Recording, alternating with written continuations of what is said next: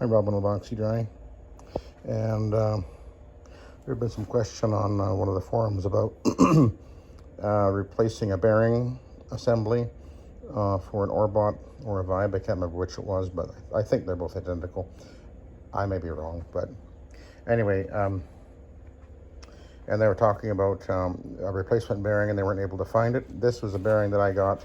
I think I got it from Lordco, actually.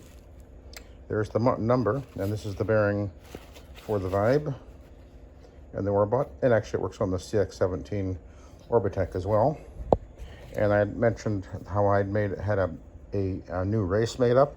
I just went to a machine shop and had the race made up. It was basically, they copied the original one, except the original one that I had on this machine when I got it, the Orbot here, this shoulder that you see right here, they I don't know why they did it this way, but there was no shoulder here. What they did is they just peened over the aluminum with a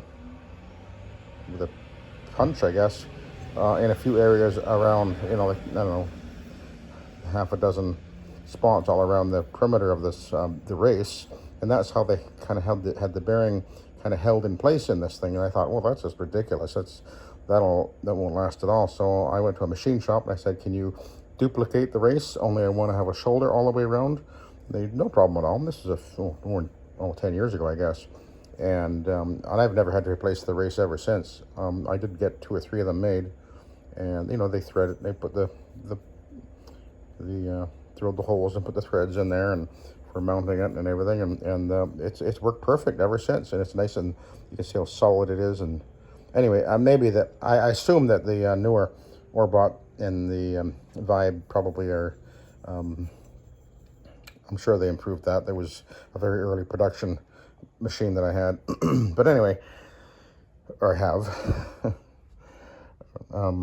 So there's the race, and this is the bearing. That's the part number. I think it was Lordco. And look, it's not even made in China. What do you know? Just realized that. Made in Bulgaria. Huh. There's the part number. I'll show you the bearing. But actually, I guess I bought 2 or 3 of them at the time. And there's the bearing. I haven't even pulled it out of its packaging.